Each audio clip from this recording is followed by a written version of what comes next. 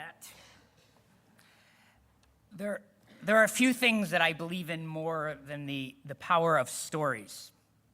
The way our personal stories help us make sense of our communal ones as well as our sacred ones.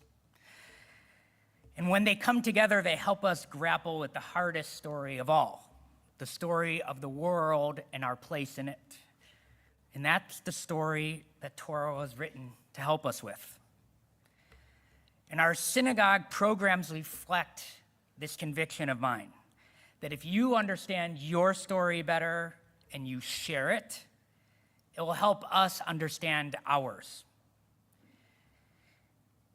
And this is not new.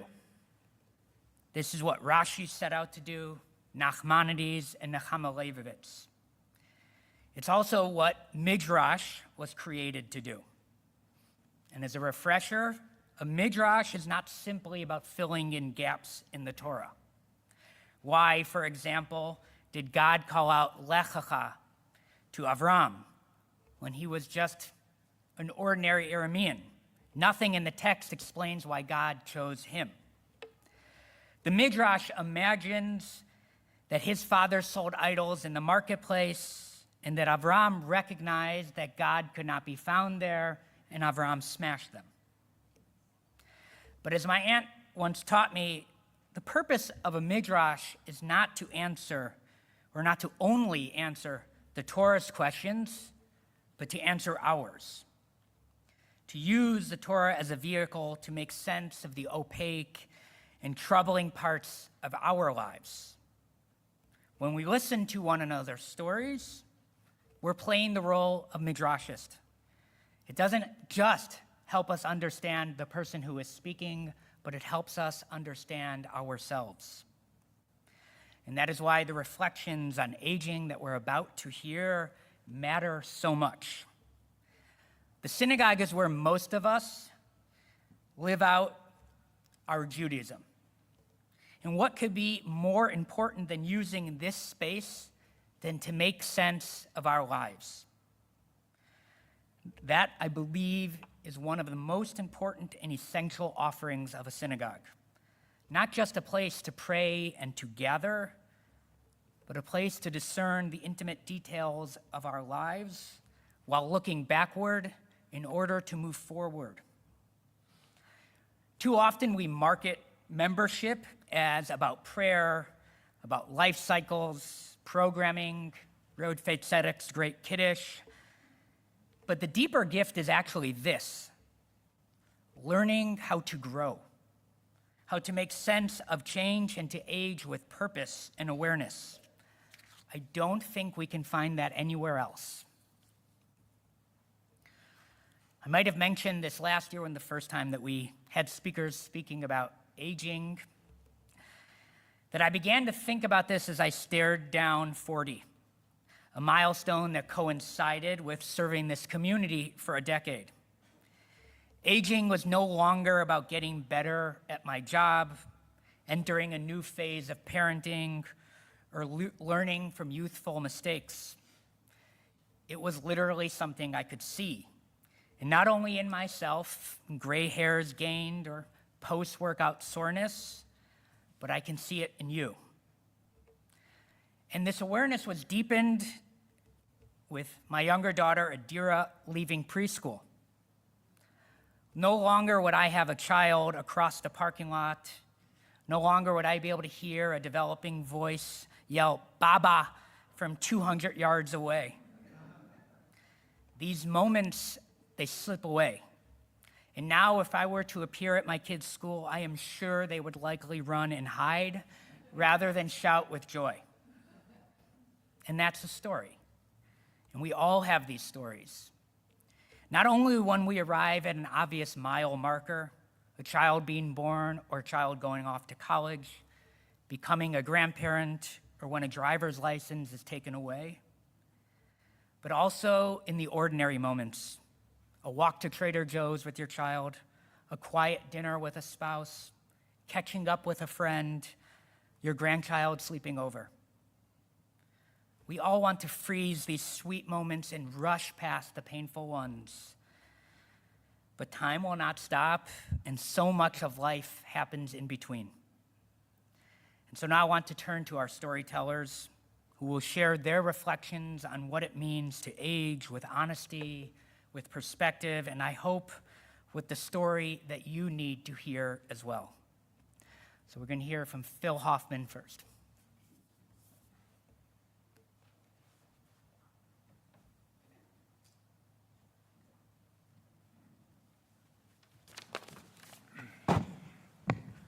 Shana Tova. Over the years, Helena and I have never made a big deal about the secular New Year's holiday. It's pretty much a quiet day off without fanfare. By contrast, the Jewish high holidays always loom large. Will we gather with extended family? Will we see long-standing friends at shul that we haven't seen for a year? What special readings or honors might we note this year? In the coming year, will we escape the grim tidings of the Unatana Tokef? This is the big marker of time, in many ways more notable than New Year's Eve or our birthdays. Having turned 75 recently, I have noted more anxiety about what's ahead than I have after other milestone birthdays. I do all the right things. I get enough sleep, have appropriate medical care, maintain social contacts. I'm a highly sought-out lunch date for alumni development officers seeking legacy gifts. I get asked a lot about when I'm going to retire fully, but I still feel like I have something to offer professionally and absolutely have that proverbial sense of being a 35-year-old man in a 75-year-old chassis. I very often recall Ali Solomon's tale last year about receiving a greeting card congratulating her on having escaped premature death. In my role as an oncology physician, as you might imagine, I have encountered many people who are at the end of their lives.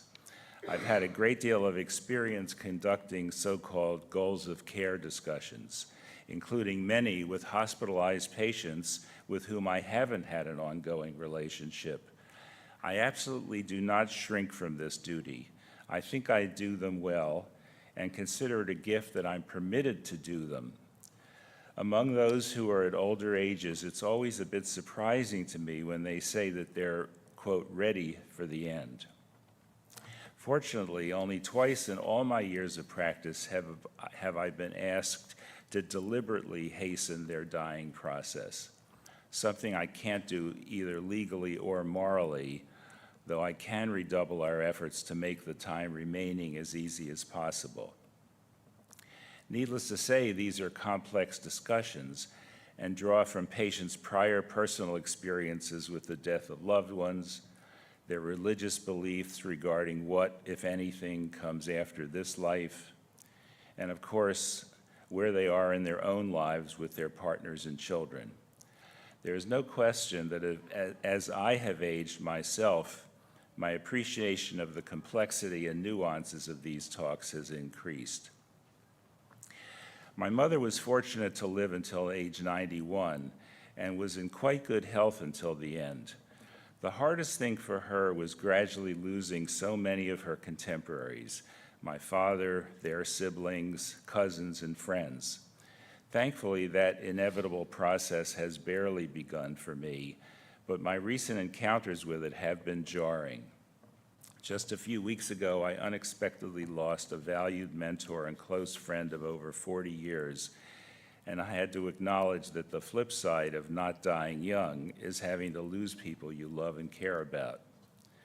I suppose if asked my life goals when I actually was a 35-year-old man, I would have said that I hope that I've made the right choice of partner, yes, that my children make good decisions in their lives, that they find worthy partners, be employed, and have health insurance, and that I might enjoy good health for a long time. So far, I can claim achievement of all those hopes, but I want to have more time to confirm that impression. To channel what some of my patients say near the end, I just want to make it to dance at my granddaughter's wedding. When is that, I hear you ask? In my case, I don't know. She's only 3, and I hope she marries late. Shana Tova.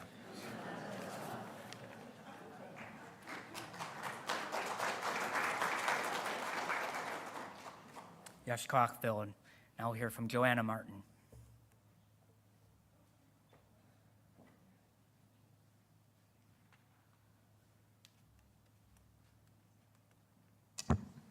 Down a little bit.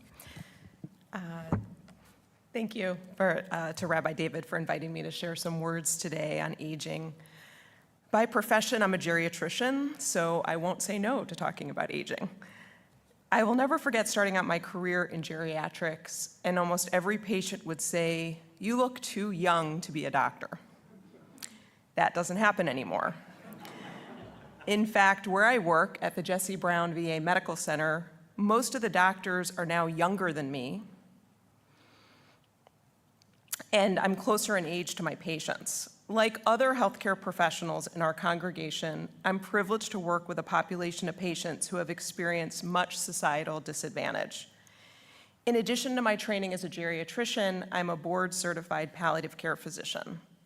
Palliative care is a medical specialty that assists patients and families dealing with serious illness. We help focus on symptoms, quality of life, and goals of care.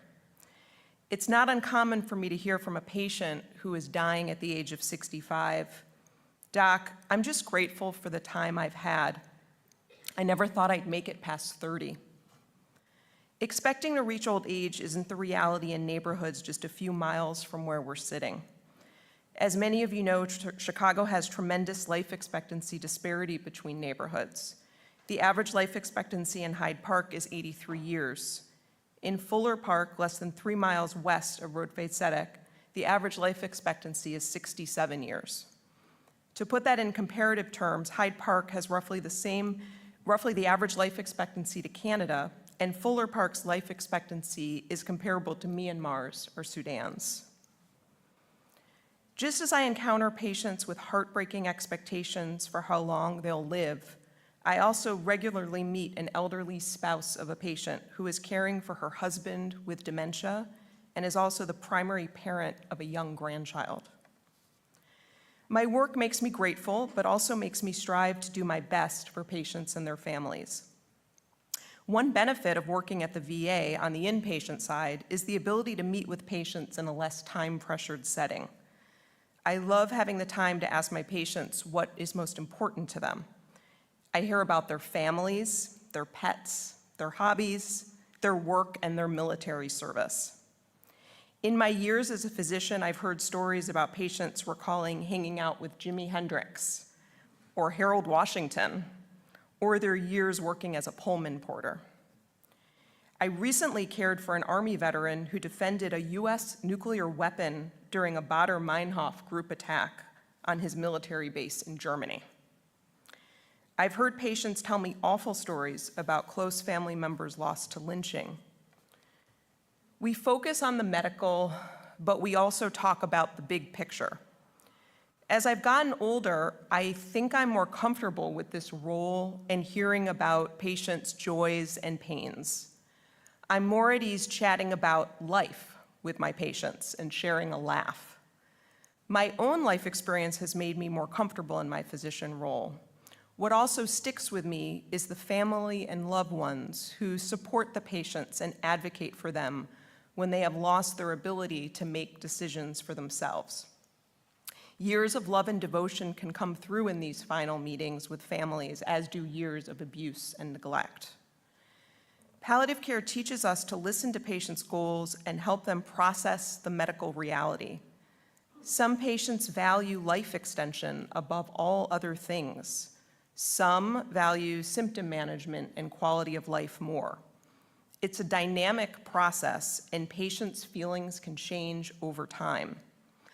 I've learned over the years and thousands of patient and family conversations to take these conversations slowly, allowing time for pauses and emotions, but not shying away from hard questions. A palliative care physician helps patients and families construct a narrative of the patient's illness.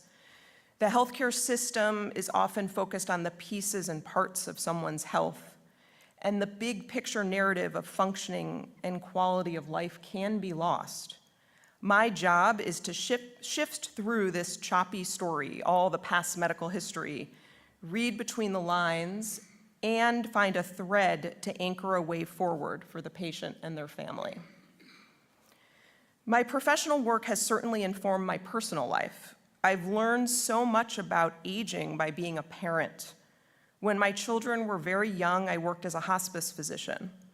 Seeing life cut short for so many of my patients, I place a high value on time with family and try and encourage my children to think about the big picture when making certain life choices. This phrase may get an eye roll from my teenagers, but aging to me has been about gaining perspective.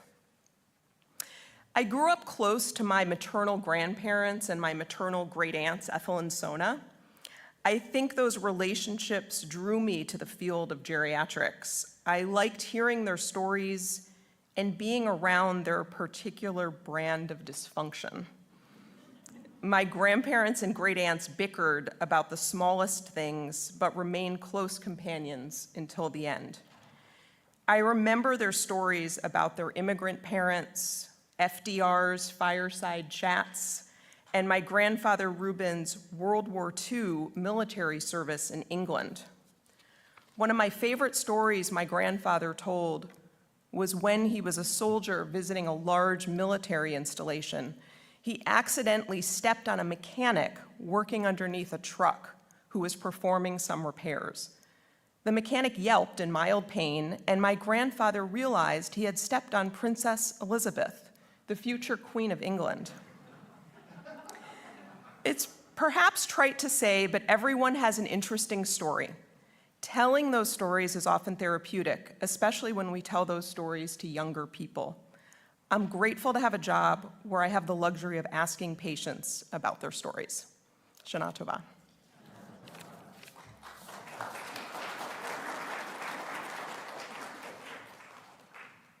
Thank you, Joanna. And our last speaker will be Abby Sussman.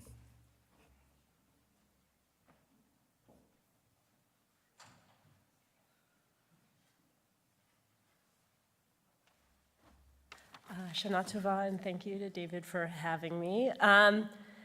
So I was grateful to be given the task of pausing to consider my own life stage, to share thoughts with you, especially during a period when it feels like there's just not much time to stop and think about anything. One of the realizations that I had when I did pause was that I'm currently living the life that I imagined as a kid. And I don't mean that any of the details about my family or my friends or my work are as I anticipated them to be. I thought I would be a dentist, in fact. But what I mean is that this moment in time of being middle-aged with young children at home, my kids are 6 and 9, is the point that I imagined when I was a kid, imagining what my life would be like when I grew up. And to a large degree, this is where it stopped. I didn't really think about what would happen beyond this point. Of course, others may have pictured different moments as their grown-up stage, and some may be looking back on this, and others are still imagining it up ahead. For me, though, this is what I pictured when I thought about adulthood, and so what do I make of that? At this stage, I'm sprinting at work and sprinting at home. I'm far from my parents, where I grew up, and I'm juggling my own family and career. At the same time, I want to make sure that I can take the time to savor every fleeting moment, particularly with my kids.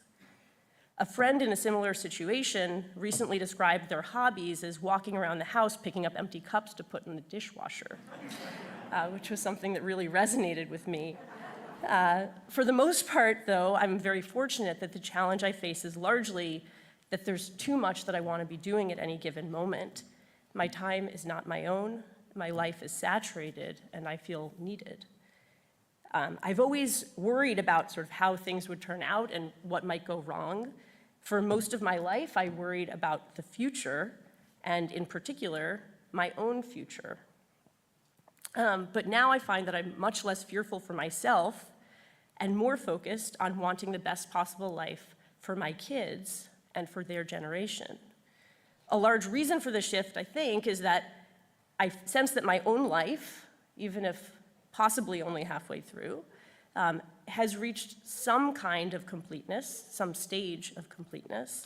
I've done a lot of the things that I've set out to do as a kid, and others I'm unlikely ever to do. So I'm no longer worried about technology undermining my ability to work or connect. I'm not even very worried about global instability or anti-Semitism, as they might affect my own life.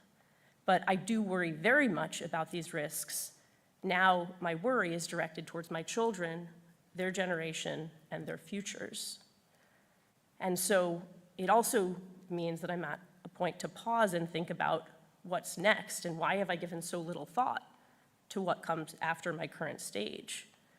Before I had kids, when my time was very much my own, I wondered what my life would be like with them in it, and I was scared about losing autonomy.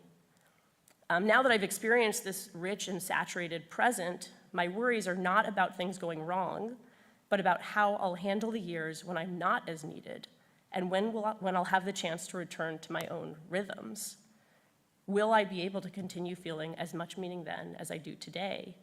And can I let my kids go without needing them to carry my sense of purpose with them?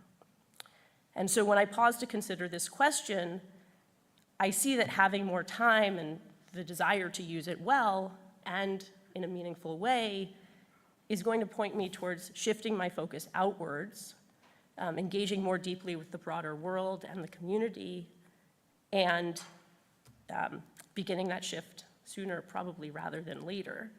And so while I grew up thinking about this stage of life as very much the destination, I think this moment of reflection is really helping me understand this as the next turning point. Thank you.